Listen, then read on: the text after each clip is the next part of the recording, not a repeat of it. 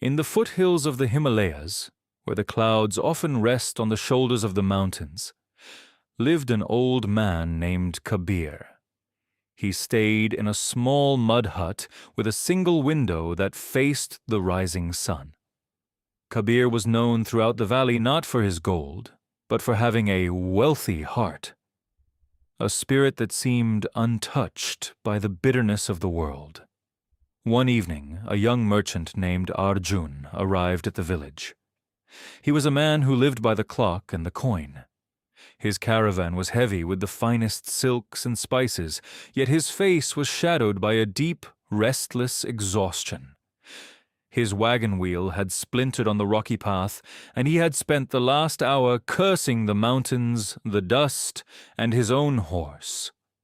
Arjun sat by the village well, his head in his hands, muttering about his terrible luck and the worthless road that had delayed his profits. Kabir approached him, moving with a quiet grace that seemed to belong to the mountains themselves. He offered Arjun a simple brass cup of cold water. "You look as though you are carrying the weight of the entire mountain on your shoulders, Beta," Kabir said softly. Arjun took a sharp gulp of water.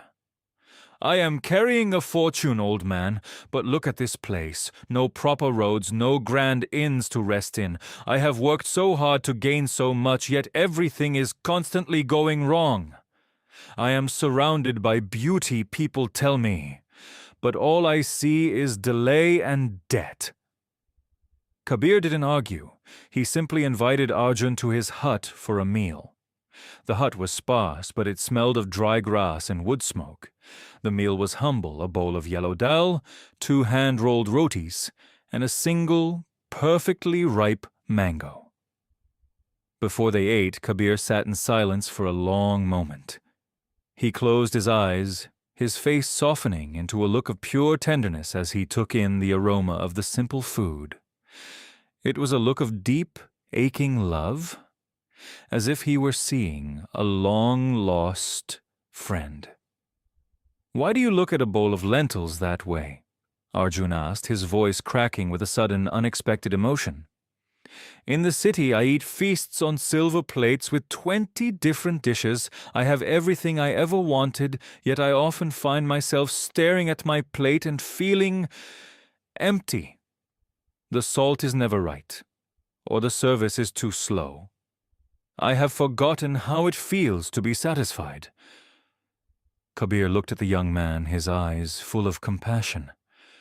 "That is because you are eating only the salt, Arjun. You are tasting your expectations, not your food." He pushed the plate toward the merchant.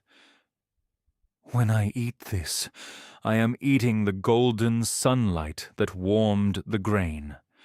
I am tasting the soft rain that fell while the village slept.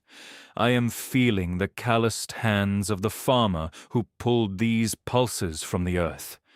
When you see life as something the world owes you, even a feast will taste like ash. But when you see it as a gift, every breath is a miracle." Arjun looked down at the simple roti. For the first time in years, he didn't think about his broken wheel or his lost gold. He thought about the journey he had taken to get here, the strength of the horse that had pulled him, and the fact that he was sitting in a warm hut with a stranger who cared for his soul. Tears pricked his eyes, not of sadness, but of a strange, overwhelming relief. He took a bite, and for the first time, he truly tasted the grain. The next morning, as the sun painted the peaks in shades of pink and gold, Arjun fixed his caravan. He didn't curse the dust. Instead, he ran his hand over the sturdy wood of his wagon, feeling a deep surge of gratitude that it had brought him to this valley. Before leaving, he left a small, precious bag of saffron on Kabir's doorstep. It wasn't a payment for the meal. It was a silent promise to the road that from now on he would stop looking for what was missing and start loving what was there.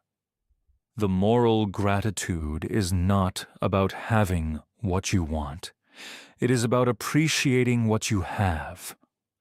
When we stop measuring life by what is missing, we realize that what is present is already a miracle.